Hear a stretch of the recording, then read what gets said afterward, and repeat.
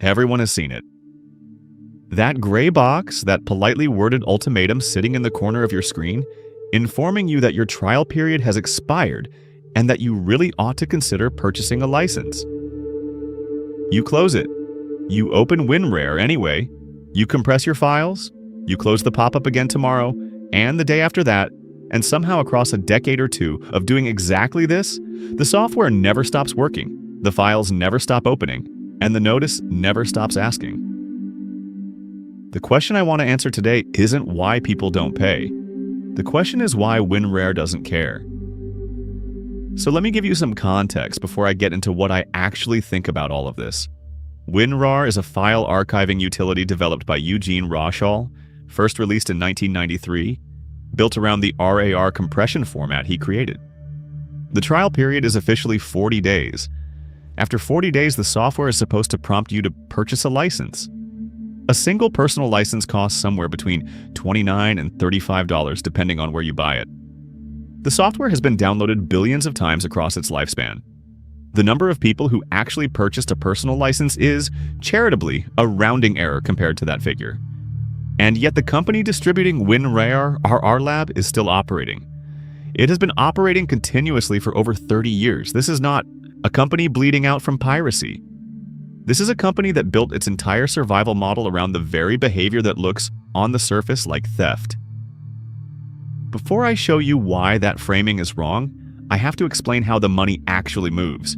Because most people who have spent 20 years closing that pop-up have never thought seriously about it.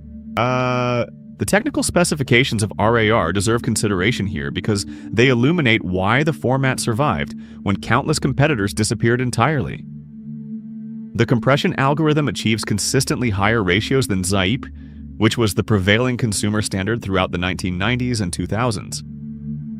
The multi-volume splitting capability was revolutionary for its time, allowing large archives to be distributed across floppy disks and early optical media. Recovery records built into the RAR structure meant that a damaged archive could sometimes be reconstructed, a feature that became increasingly valuable as people began storing irreplaceable digital data.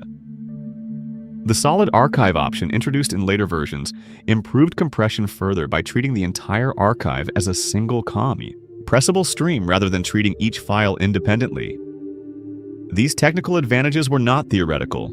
They were practical improvements that people could measure and verify against the alternatives. A user downloading a game modification that came in RAR format was receiving it in perhaps the most efficient compressed form available. That efficiency mattered on connections measured in kilobytes per second. That efficiency mattered to archivists and collectors. That efficiency created dependency. Here's where it gets interesting. The real revenue for WinRAR does not come from the person who downloaded it in 2009 to extract a game mod and never thought about it again. It comes from corporations. Volume licensing for enterprise environments is where RARLAB actually generates meaningful income. And the 40-day pop-up is not an obstacle to that transaction, it is the mechanism that enables it. Think carefully about what happens when a developer at a large company has been using WinRAR at home for years without paying, learns the format, integrates it into their personal workflow, and then arrives at an office where internal tooling and document pipelines depend on it. That company now needs a legitimate license, not because they want one particularly, because they're legal and compliant. C departments require one. The informal, unenforced home use of WinRAR is not piracy eating into the business model. It is the business model. You are not stealing from RARLAB when you close that pop-up for the 400th time. You are being recruited into a pipeline that eventually terminates at a corporate procurement department writing a check. The specific mechanics of how this pipeline functions reveal a sophisticated understanding of organizational behavior. When a corporation's internal systems depend on a proprietary format, the switching costs become substantial. Moving a company's entire document archive to a different compression format, retraining staff on new tools, validating that nothing breaks during the transition, these are not trivial undertakings. The longer WinRAR remains embedded in corporate workflows, the more expensive it becomes to remove. This is not coercion, it is emergence. A standard that becomes standard through widespread adoption creates its own gravity. The company chose WinRAR originally because the engineers already knew it from personal use. Now, the company is locked in not by licensing restrictions, but by the ordinary friction of organizational inertia. RARLAB did not need to build a sophisticated vendor lock-in scheme, because the lock-in builds itself once the installed base grows large enough. Enterprise customers do not resent paying for licenses to a format they depend on. They expect to pay for software they rely on.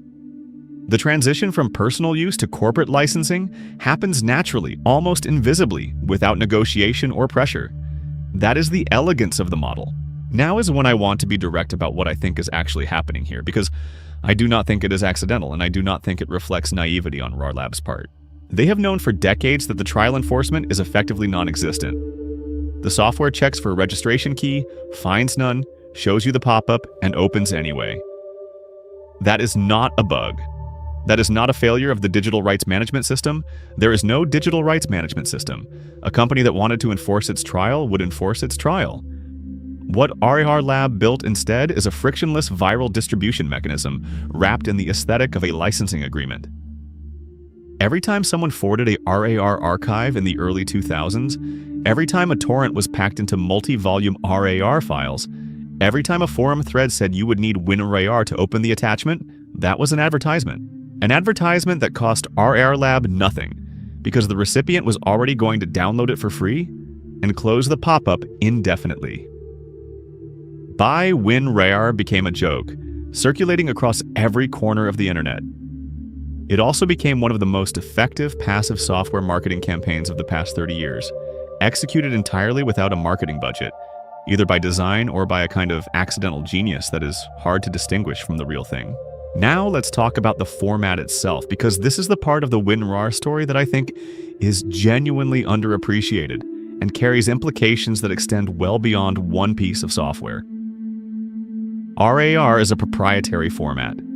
The compression algorithm, the multi-volume splitting, the recovery records built into the archive structure, all of it belongs to Eugene Roshal.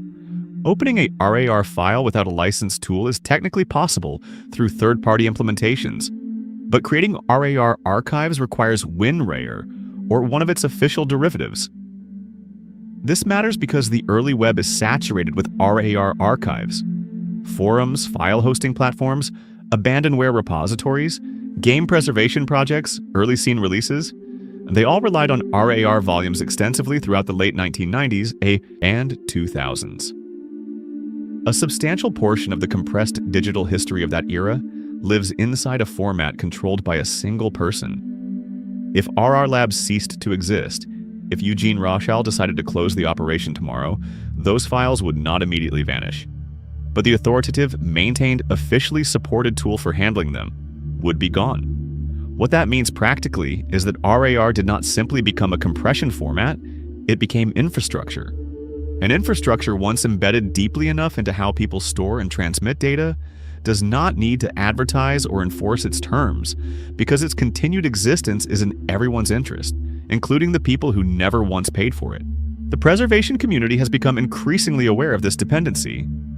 Digital archivists working with collections from the 1990s and 2000s frequently encounter RAR archives, with no immediately obvious way to create new ones without WinRAR. Some have begun preserving copies of the software itself alongside the archives it creates, understanding that the format and its implementation tool have become inseparable from a practical standpoint. Research institutions tasked with maintaining digital collections have had to make decisions about whether to fund licenses for a proprietary tool that may be necessary for decades to come. Academic archives, museum collections, historical repositories, they all contain RAR files that represent data that cannot be easily migrated. This was not something Eugene Roshal explicitly designed, but it is a consequence that emerged from the format's technical advantages and widespread adoption. The company that seemed to be giving away its software to everyone is now, in a sense, indispensable to institutions that have no choice but to maintain compatibility. The meme culture around actually buying WinRAR deserves space here because it is genuinely strange in a way that reveals something true. There is a community of people who purchased a license not out of necessity, but out of something closer to solidarity or irony, or some combination of the two that became sincere over time. The WinRAR purchase receipt has circulated online as a kind of artifact, proof of voluntary participation in a joke that lasted long enough to stop being a joke entirely. What is notable is that the price never changed dramatically across decades. The product never became a subscription service, and the company never attempted to shame or punish the users who never paid.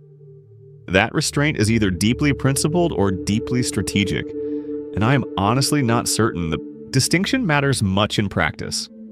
The outcome is identical either way: a 30-year-old piece of software with a 40-day trial that nobody enforces, a small but devoted group of paying customers who bought it for reasons that have nothing to do with needing it, a massive embedded corporate licensing base that funds the whole operation quietly, and a cultural footprint that most venture-backed software companies would spend extraordinary sums trying to manufacture. The trial is technically still running. The archive is technically still waiting. The pop-up will appear again tomorrow, and you will close it, and the file will open. And somewhere in that small repeated transaction is the entire argument for why WinRAR outlasted almost every competitor that ever tried to replace it. The T. Real is infinite. The archive is safe, for now.